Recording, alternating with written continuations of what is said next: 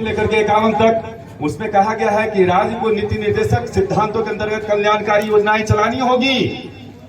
और इसलिए आप देखते होंगे कि जो विभिन्न प्रकार की पोषाहार योजना है, चाहे आवास योजना है, इन सब जन कल्याणकारी योजनाओं के तहत, जैसा कि आपने हमें बताया, ये सारी योजनाएं उसी के तहत चल रही हैं। आज हम आए हैं आपको यह भी कहने के लिए, क्योंकि जिला विधिक सेवा हम और सारे आपको योजनाओं के बारे में, कुछ योजनाओं के बारे में संक्षेप में बता दे रहे हैं। पहले आप एक चाइल्ड हेल्पलाइन नंबर नोट कर लिया जाए। तो चाइल्ड हेल्पलाइन, किसी बच्चों को अगर मदद आपको चाहिए तो उसके लिए 1098 1098 1098 पर फोन लगाएंगे। कोई बच्चा संकट में है, किसी को और चाहिए, सहायता चाहिए, तो वो 1098 पर लगाइए। और महिला हेल्पलाइन, इसको भी नोट कर लीजिए, 181 181। किसी महिला के साथ अगर मान लीजिए कोई क्रूरता हो रही है, अत्याचार हो रहा है, महिला दबी है, कुचली है, खाने नहीं मिल रहे हैं, बहुत दिन से उसको खाना भोजन नहीं मिल, सब महिला संगठन देखिए, हम इन्हें कहीं जब से आप सबका महिला कहलखिन है, सबके एक करेगा आ जाते पुरुष से हमरा सर खिसिया अब नहीं खाली। एहि दुआरे हमरा तो सरकार कहले तो हम एहि दुआरे कहै छी, हमरो कन्या तो बुझिए नहीं जेथिन गप, ताहि दुआरे ई बात नहीं है। हम अपना पैर पर पुरहरे मारे लायल छियै, अहाँ सब चिंता नहीं करब, लेकिन ई जनेनाइ जरूरी है कि हमरे कन्या है, हम ओकरा क्या अत्याचार करी, वो निरपराध है, ओकरा नहीं मारबाके छै। हाँ, बुझबियो सुझबियो बहुत बात है, सबके तो भाग तकदीर अपन अपन है। हाँ, सबके जे छै से अहाँके बहुत आदमी के पहिने बियाह भऽ जाइ छै स्टूडेंटे लाइफ में, ओकर कन्या किया ओते बढ़िया पढ़ल लिखल भेटतै, आब ओकरा एहि दुआरे मारतै कि जे पढ़ल लिखल नहीं छै, मारी हरदम ओकरा बेचारी, ओकर तो कोनो कष्ट नहीं छै, ओकर कोनो गलती तो नहीं छै जे अहाँ ओकरा सजा दऽ रहल छी। तैं आ पढ़ू लिखू अहूँ सब, एहि दुआरे सब महिला के जे छै से पढ़बाके छै, जागरूक भेना जरूरी है। अपना अधिकार के ले, अपने अधिकार को लेने के लिए जागरूक होना जरूरी है। जब तक आप जागरूक नहीं होंगे, आप अपने अधिकार को नहीं प्राप्त कर सकते। हम लोग आए हैं, लेकिन आपको भी कुछ पढ़ना होगा। इसकी जे से अहाँ के ज्यादा उम्र के जे से अहाँ के महिला सब छथिन, तो उनको लेल जे से कक्षा चलाल जाए, आंगनबाड़ी केंद्र के द्वारा जो है उनको हम लिखते हैं, इन लोगों को समझा देते हैं प्रखंड विकास पदाधिकारी महोदय को कि इन लोगों को भी शिक्षा दीक्षा की व्यवस्था की जाए, ये लोग भी साक्षर हो जाएं, क्योंकि साक्षर होंगी बहुत सारी महिलाएं विद्वान हैं, इसमें कोई दो मत नहीं है। और भारत की या बिहार की जनसंख्या में जो आबादी है महिलाओं की, बहुत तरक्की की है। आज महिलाएं कहाँ क्या क्या नहीं कर रही हैं। हमारे देश की ही महिला हैं, आदरणीय प्रधानमंत्री, प्रथम महिला प्रधानमंत्री इंदिरा गांधी जी, उनको कौन नहीं जानता, पूरे विश्व को लीड कर रही थी। और साथ ही साथ एक दो आप महिलाओं को, बहुत सारी महिलाएं आज जो है, देखिए आपके सामने में ये इतने पढ़े लिखे पदाधिकारी हैं, स्वयं प्रवर्तन पदाधिकारी हैं, सारे मंच पर जितने भी हैं सब महिला हैं, सभी पदाधिकारी हैं।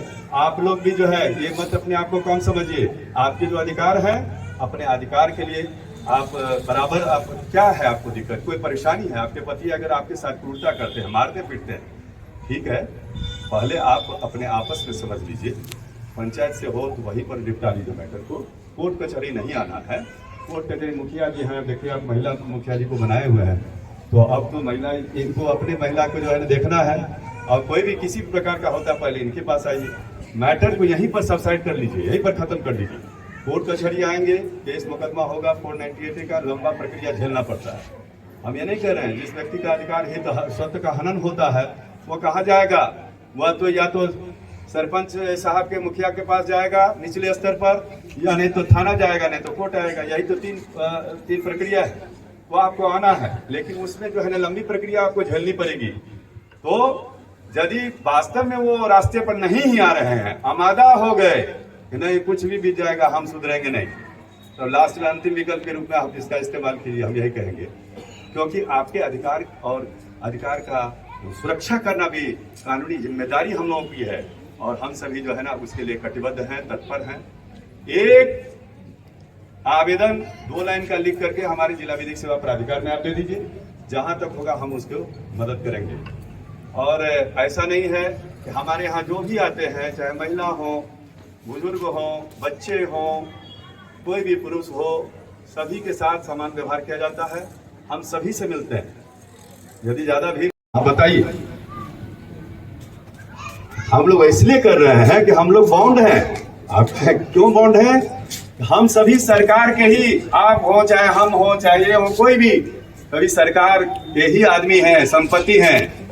ये देख रहे हैं, ये मकान जो है ये भी सरकार की है, जमीन जो है ये सरकार की है, हम भी है। तो जब हम सरकार की प्रॉपर्टी हो गए और हमारे साथ यदि कोई घटना घटती है या हमको अहित हुआ तो लॉस कौन सहेगा? सरकार। अब कहेंगे कि तो सर सरकार जे से घटना भ जाए पूरा हमरा सबके जे केओ मान ले केओ कतौ गोली मार दै छै तो सरकार जे से कतौ सुतल रहे छै, पुलिस किया नहीं रहे छै? सरकार के पास ओते पाई नहीं छै जे चप्पा चप्पा पर अहाँ के पुलिस के व्यवस्था करते। सरकार के पास इतने संसाधन नहीं है कि हर जगह पुलिस तंत्र की व्यवस्था की जा सकती है। इसीलिए हमारे कानून में ही लिखा गया राइट टू प्राइवेट डिफेंस। शायद आप हर आदमी को अपने शरीर की प्रतिरक्षा करना और दूसरे के शरीर की प्रतिरक्षा करने का अधिकार है, कानूनन अधिकार है। वह अधिकार किस तरह है?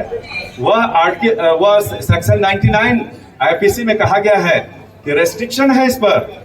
जैसे कोई अगर कोई बंदूक चलाता है तो आप बंदूक ही चलाएंगे उसके प्रतिरक्षा के लिए, चाहे अपने शरीर की चाहे दूसरे के शरीर की। अब ऐसी परिस्थिति में यदि कोई किसी की हत्या कर देना चाहता है, कोई किसी के महिला के साथ बलात्कार करना चाहता है, जबरदस्ती जो है ना किसी किडनैप रहा, परिस्थितियां हैं दिया और खाना जो है ना बहुत दूर है, उसकी मदद नहीं ली जा सकती है। तो बहुत सारी परिस्थितियां 5-6 उसमें परिस्थितियां दी गई है धारा 100 आईपीसी में, और 103 में दिया गया है सेक्शन 103 में कि अगर संपत्ति की सुरक्षा करते हुए भी आप किसी की जान ले सकते हैं यदि डकैती हो रहा है, तो वैसी परिस्थिति में आप जो है किसी की जान ले सकते हैं। तो वह कैसे ले सकते हैं? तो वहां पर यह है कि रिस्ट्रिक्शन दिया गया है कि अगर कोई आपको जो है अगर पिस्तौल से बंदूक चलाता है पर तो आप बंदूक ही चलाएंगे, आप इसका उससे ज्यादा नहीं। जैसे कोई लाठी चला रहा है तो इसका मतलब आप बंदूक नहीं चलाने। अगर बंदूक चलाते हैं राइट टू प्राइवेट डिफेंस तो वो आपका मानव वध में अगर मर जाता है तो मानव वध होगा, कल्पेबल होमिसाइड के अंतर्गत आएगा। या हर एक हत्या जो है वह कहता है कि उसमें दिया गया हत्या और मानव वध में क्या अंतर है? उसमें कहा है कि जो दोनों में सूक्ष्म अंतर है। मानव वध जो है एक विशाल प्रजाति है, हत्या उसका छोटा रूप है। धारा 299 में मानव वध को परिभाषित किया गया, धारा 300 में हत्या को परिभाषित किया गया है। धारा उसके अनुसार जिसके ये आशय इधर भी होता है, आशय उधर भी होता है, ज्ञान उधर भी होता है, ज्ञान उधर भी होता है, शारीरिक क्षति इधर भी होती है, शारीरिक क्षति उधर भी होती है। किंतु जब कोई कार्य किसी व्यक्ति की मृत्यु कार्य करने के लिए प्रकृति के मामले में अनुक्रम में पर्याप्त हुआ करता है और कार्य इतना आसन संकट था कि हर संभव परिस्थिति में उस व्यक्ति की मृत्यु कारित हो ही जाएगी, वह हत्या का अपराध गठित करता है, यह कहा जाता है।